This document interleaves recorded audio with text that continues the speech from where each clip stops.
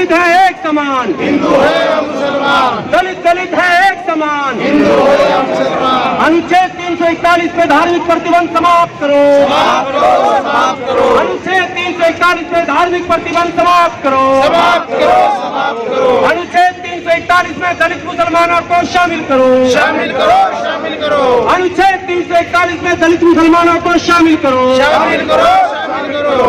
इनकलाब जिंदाबाद, जिंदाबाद, जिंदाबाद।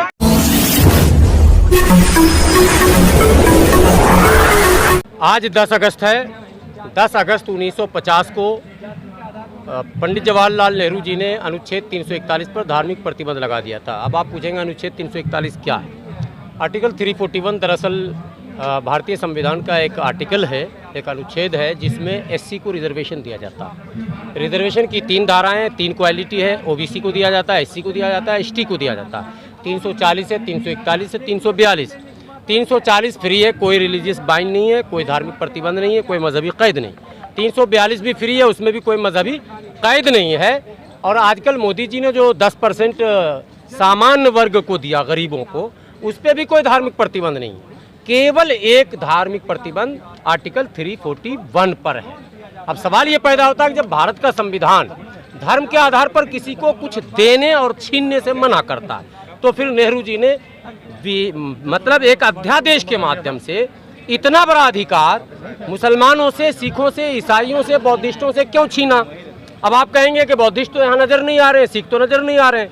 दरअसल ये प्रतिबंध सब पर लगा था, लेकिन 1956 में सिखों को वापस इसमें शामिल कर लिया गया।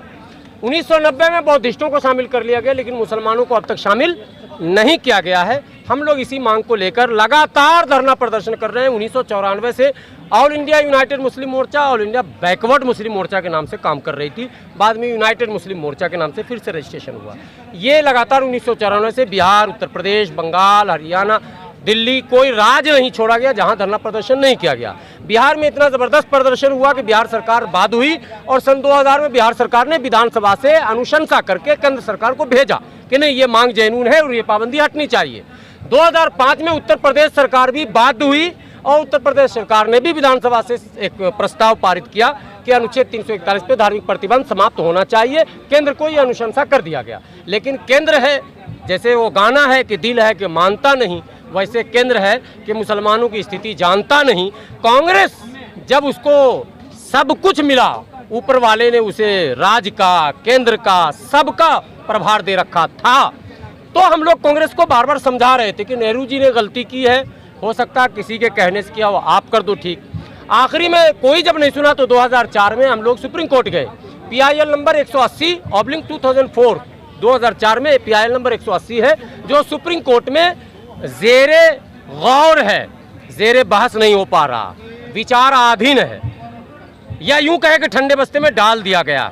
2011 में एक नोटिस किया गया था केंद्र सरकार को, मनमोहन सिंह जी प्रधानमंत्री थे, मोर्चा का प्रतिनिधिमंडल, मोर्चा के राष्ट्रीय अध्यक्ष आदरणीय डॉक्टर एजाज अली साहब के नेतृत्व में, आदरणीय उस समय के प्रधानमंत्री मनमोहन सिंह से मिले, सोनिया जी से मिले, कपिल सिब्बल से मिले, सलमान खुर्शीद से मिले, लेकिन साहब सबका एक ही जवाब था कि जाइए कोर्ट और कोर्ट को कहिए कर देने, हम नहीं करते हैं। भारत के दलित मुसलमानों, पिछड़े मुसलमानों, पसमानदा मुसलमानों, ये बात याद रखना, कांग्रेस ने कह रखा है कि हम नहीं करते। हमने तो प्रतिबंध लगाया है। जहां सेकुलरिज्म की बात आती है, सांप्रदायिकता को मैंने कम करने की बात आती है, तो कांग्रेस के नेता काला पीला कपड़ा पहनकर सड़क पर उतरते हैं कि सांप्रदायिकता के खिलाफ, महंगाई के खिलाफ, गरीबी के खिलाफ, भुखमरी के खिलाफ। जहां भारत का करोड़ों मुसलमान, दलित मुसलमान, जो भुखमरी के कगार पर है, जो बेरोजगार है, जो पंचर बना रहा है, जो माने भिन्न भिन्न तरह के सफाई कर्मचारी है, ये सब काम कर रहा है, कांग्रेस को इसकी सूझ न तब थी न अब है।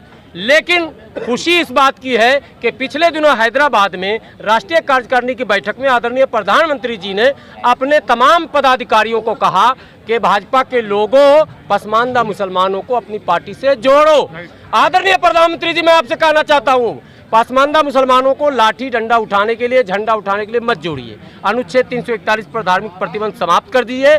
एक तीर से 3 शिकार, पसमानदा, दलित, पिछड़ा मुसलमान आपका वोटर, आपका सपोर्टर भी हो जाएगा, और साथ में नेहरू जी की गलती तो आप दुरुस्त करना ही चाहते हैं, वो तो आप सदन में भी कहते हैं, बाहर भी कहते हैं, वो भी हो जाएगा।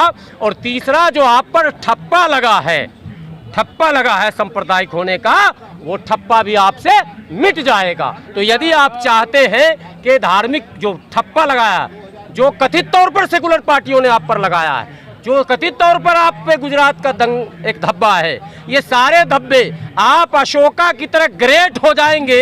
जिस तरह से कलिंगा में अशोका ने करोड़ों को मारने के बाद बुद्ध की शरण में जाकर एक नए दिन की शुरुआत की थी और एक नया शासनकाल लाया था और सबको न्याय जब दिया था तो उसे ग्रेट कहा गया।